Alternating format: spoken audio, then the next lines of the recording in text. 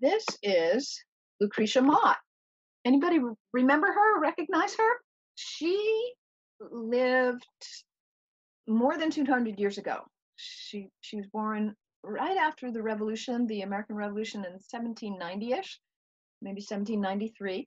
She was a suffragette, so she fought for women's right to vote. She was an abolitionist. She was a Quaker, a truly remarkable woman. And something really kind of odd about her, though, she had some really strong preferences about how she lived her life.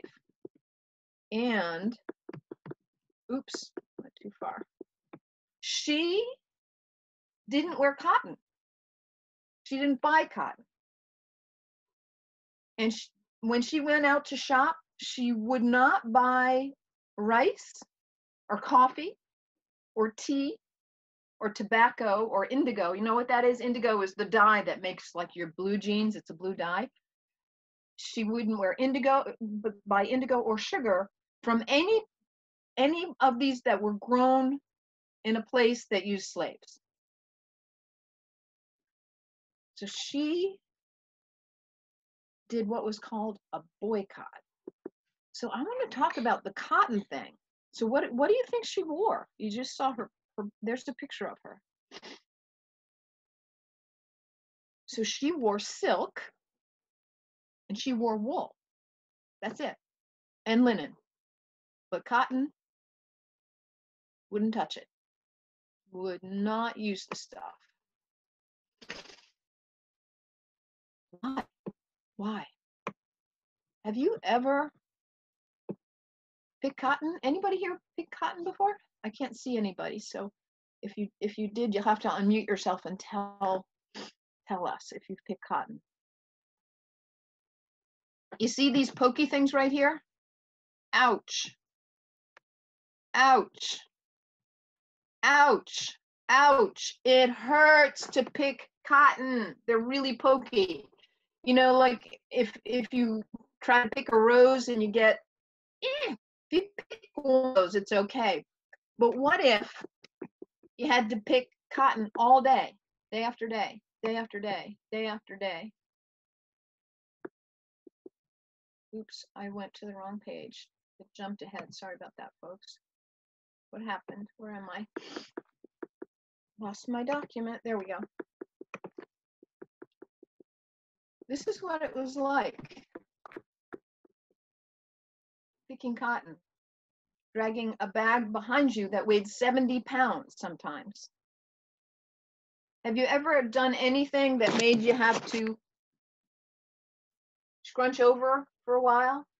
It hurts after a while, doesn't it? What if you had to do that day after day? You're just like this all day long, pulling that bag behind you, your hands getting poked with cotton day after day, day after day. And when you come home from the fields, guess what you have to do?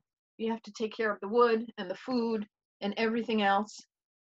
And you have to get up the next day, crack of dawn, and get back in that field and do it all over again. And guess what you get paid for all this? Nothing. Nothing. And people, this is slavery. What's behind? Darn it, I did cancel. There we go. These are the hands of people who pick cotton. Some of us are reading a book right now that's called My Grandmother's Hands. And the person who wrote it, his grandmother picked cotton as a girl.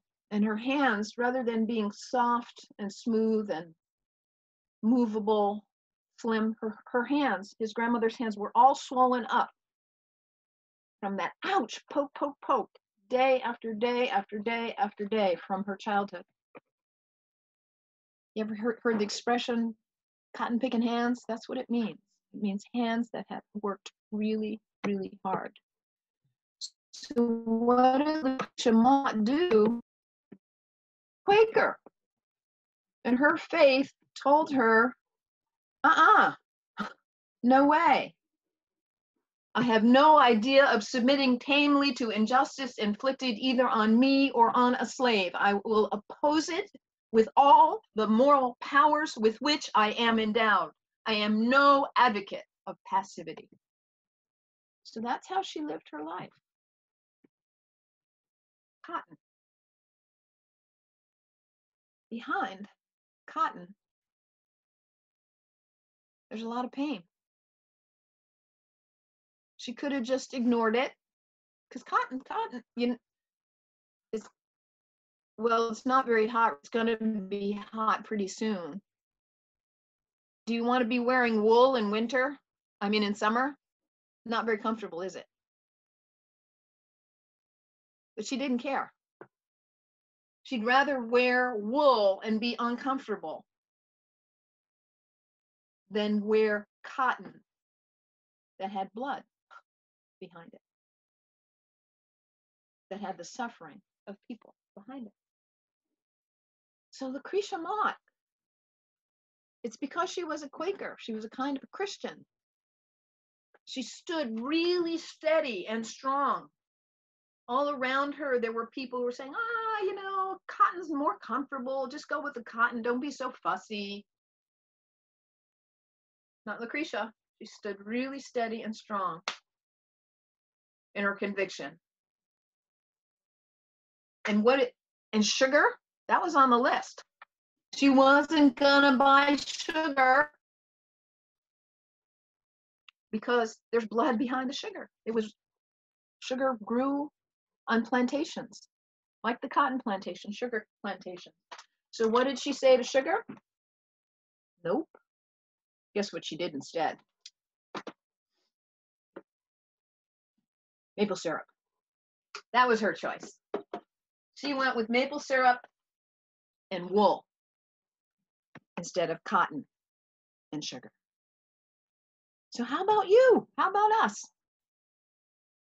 Anything in your life that you're consuming or eating or wearing that somebody might be getting hurt from? It's a tough question, isn't it? Let's just sit with that question.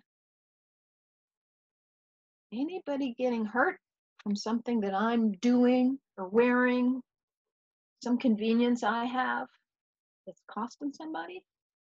Tough question. Tough question. Well, Lucretia Mott had the guts to live it, to do it. So we can look to her for inspiration.